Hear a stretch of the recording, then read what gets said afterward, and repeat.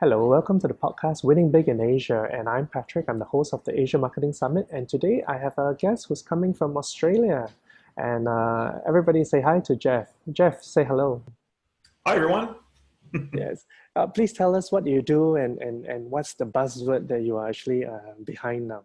In terms of my role, I'm the founding director of a B2B social selling agency called SocialGen. Our head office is based in Sydney, Australia, and we also have an office in Singapore, which services all of APAC and Japan.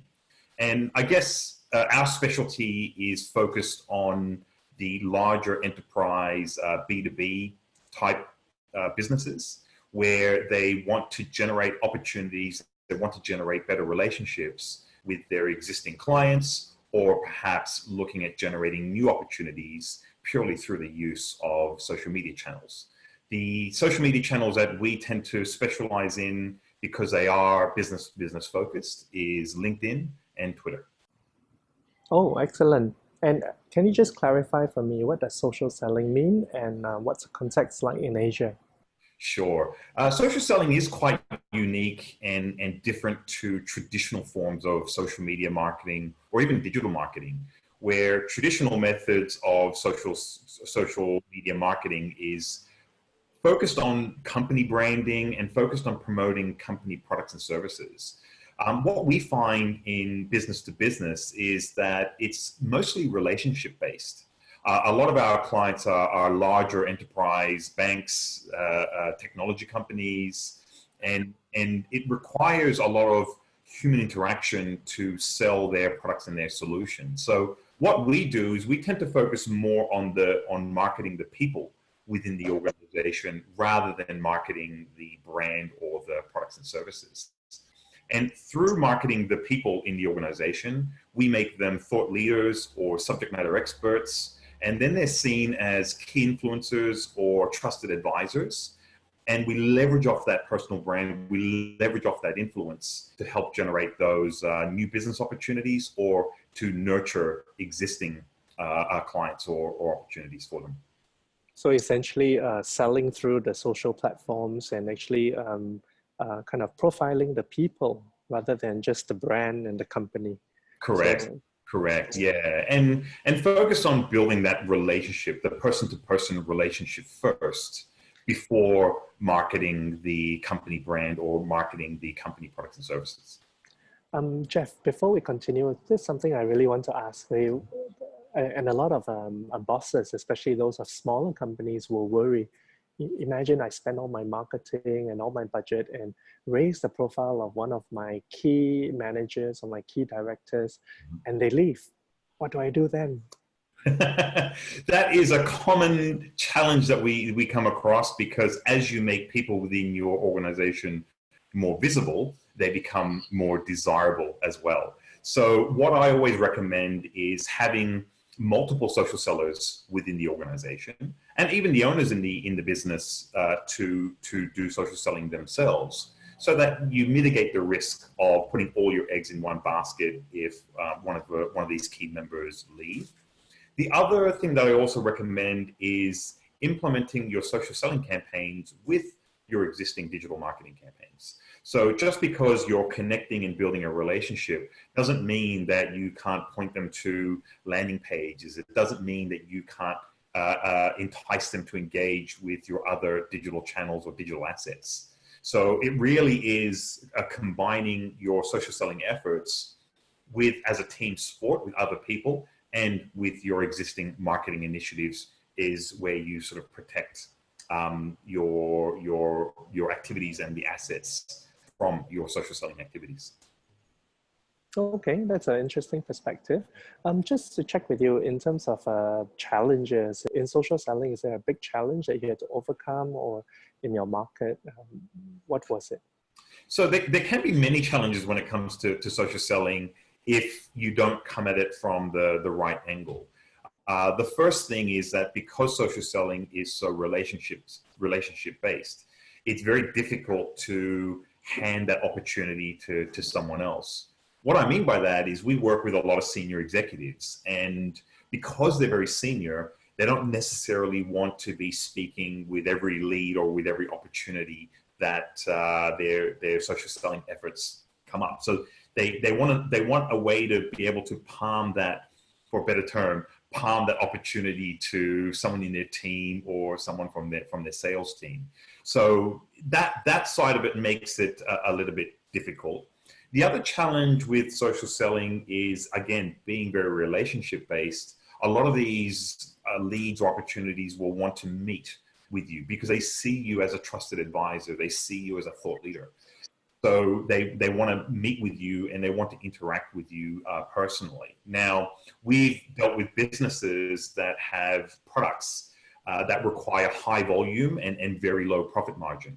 Now, you can imagine if your business, if your social selling activities relies on meeting with people in order to do the business, and you're dealing with a product that's very high volume, low profit margin, that's a lot of meetings. And people, especially in the smaller businesses, they have a lot of duties, they have a lot of activities in their business, in their day-to-day business lives. So it makes it very difficult for them to have all those meetings that they generate from their social selling efforts in order to make a significant return on investment. So there's some of the key challenges that we come across with social selling. And the last one I wanted to sort of share with is trying to use social selling for a mass market. So social selling is really focused on quality over quantity. It's really being specific and having a core message for a particular type of audience. Now, if you're wanting to use social selling to target every man and their dog, then you dilute the message and your social selling activities aren't as effective. So I would say they are the key challenges that we come across in the marketplace. So in a certain way, can I just check with you, is there a particular area where social selling is a lot more successful? So where we find social selling is very successful are businesses that have a product or a solution that has a high profit margin, so that, and it is heavily based on relationship type activities.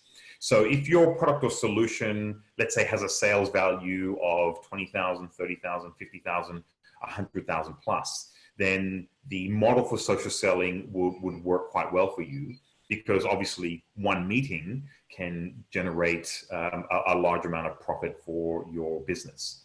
So having a high ticket value item is important.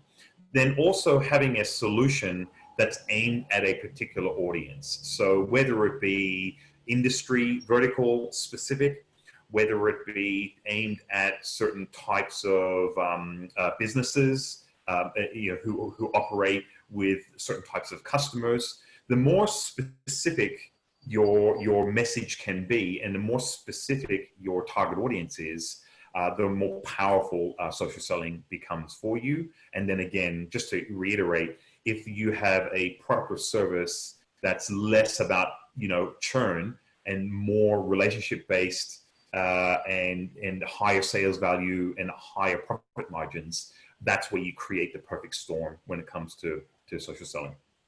Wow, this is so exciting, and I wish I can go to you more in this podcast, but we're reserving that for the Asia Marketing Summit conversation as well. And definitely, I'm sure you have a lot more to share in the area. Before we go, I think one last question is, maybe you want to clarify what's your ethnicity? And I know you're living in Sydney now, but ethnically, what is it? So my background is Korean. My parents migrated to Australia a very, very long time ago, and I was born in Australia. So I'm Australian by citizen, but my parents are Korean. But I'm heavily involved in Korean culture. My family still live there. I'm fluent in Korean, and my wife is also imported from Korea. So that definitely keeps me eating a lot of kimchi. Oh, excellent, excellent. Yeah. Anyway, and I think Sydney has one of the best Korean and kind of Asian food out there as well. Oh, definitely. But why I asked that is because the last question is about Asia. if you could say one thing that could make a big impact to marketers and business owners who want to win in the area of social selling in Asia, what's the key difference? What must they do? Asian culture, the reason why we're growing so fast in Asia, and the reason why social selling is becoming so popular in Asia is from a cultural perspective. Asians love to do business by developing relationships. And this is where trust forms. Asians are very reluctant to do business with people that they sort of don't have they can't create a relationship with, or don't know, or don't feel that they understand their culture and their way of doing business. So social selling is almost an excellent fit for the Asian culture, because Asians value the relationship aspect of doing business, but also Asians value trust as well. So if you're seen as a thought leader, if you're seen as a subject matter expert, and you can prove that and you can add value to them, then that goes a long way when it comes to doing business with them, and especially business that is going to be a long-term relationship, and business that is again high profitability, or high ticket, or very complex type of solutions. Oh, thank you so much. And I think with that, we have to end the little podcast here where we are calling Winning Big in Asia.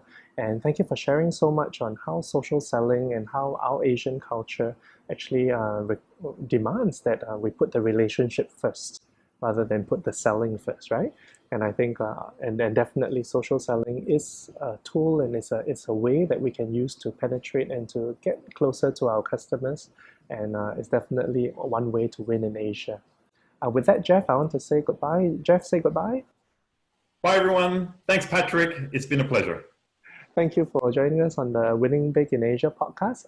We're going to have a longer and deeper conversation with Jeff shortly, and you will see it in the Asia Marketing Summit. So head on there and go and sign up for it, and we'll see you at the summit. Thank you. See you there. Bye. Bye-bye.